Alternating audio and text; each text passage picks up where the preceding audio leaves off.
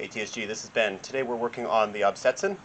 We're going to start, I think today, primarily with the Absetzen against a cut, against an Oberhau cut from above. This ties very closely into the Oberhau and the Art plays that we work on, even though it's not in that section if you read the Zettel through as it's written. But we always kind of study them side by side because they're very related, I think, in tech and concept. So here's our expression of how we do the Art. How we do the Absetzen.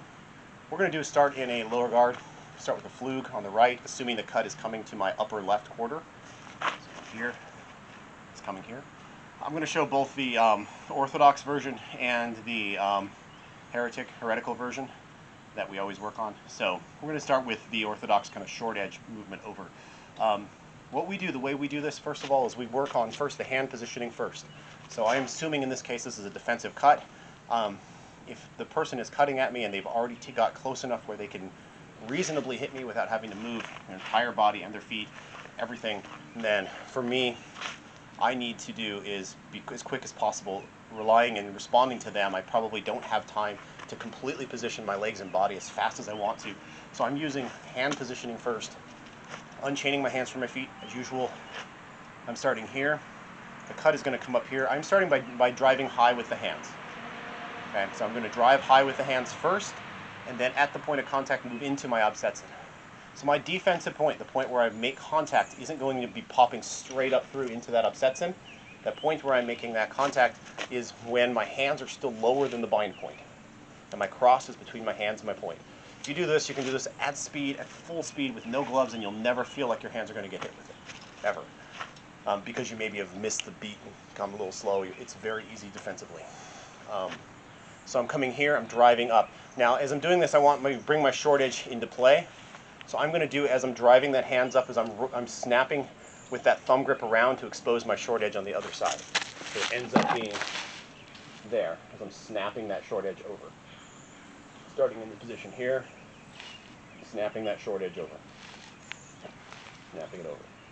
And I'm going to drive my hands high, so that as I'm here, I'm driving my hands high at the short edge, making that defensive positioning here first. At this point, your hands are not in danger at all. They're below. You've got the cross in the way where the cut's coming in over. It's not going to hit your hands no matter what you do. Even if you're a little slow to the jump and you only get to about here instead of a little higher, your hands are still safe. So you're up into this position. The minute there's contact, the minute that contact's made, you're continuing that motion by pulling the hands up into that ox. So boom, boom. And so it's at speed, you don't notice the fact that you're actually up into here. And if you were describing this text to somebody, I'd probably just say you're going into an ox, right? You're going from flug to an ox. The detail that I think often gets lost when most HEMA people talk about the Absetzen, is the point where that contact is actually made. The texts don't describe that. For me, what works best is if I'm driving that point and that contact is being made as I'm still driving high at this point. And then I continue my drive and my wind up into my ox position. My feet are not engaged yet. I'm simply doing hips to pull it up. Same as I'm doing the hips to do the Zettel. Defensively, I'm doing my hips up to that Absetzen. And then I'm popping it up. So it ends up at speed, it ends up still being pop. It ends up still being that rise straight up into that ox as I'm doing this. To defend. And it still ends up being a very safe and very quick, fluid motion into an ox. At speed, I'm not doing that. But it's easier to break it down into two steps. So, pop, pop. At that point, I'm not going to jab with that thrust. I'm already in position to kind of place that thrust, and I'm going to let the tip pull me into that thrust. My body wants to anyway.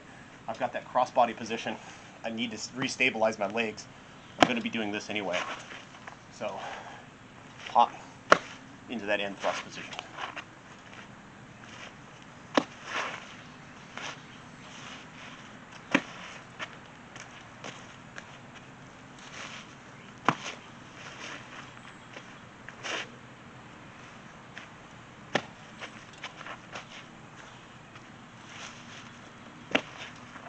Now the heretical version is, of course, it's often easier with gloves.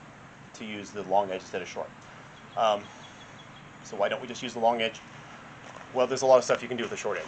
If you're bound on your short edge up, not only is it easier for beginners, I think, to always consistently think of your ox on this side and ox on this side in very set places, instead of having a lot of different variations of it.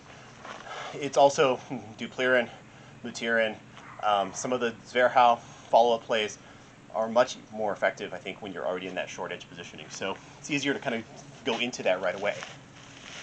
But with gloves on, sometimes it's tricky. So we often, as well, you can do the same thing long edge if you want to cheat. Rise up, straight up, long edge, make that contact, rise into my ox. In this case, I'm not going into my thumb grip. I'm simply pushing my long edge up and then rising into, with the standard grip, into that ox thrust. So it ends up being here to upset.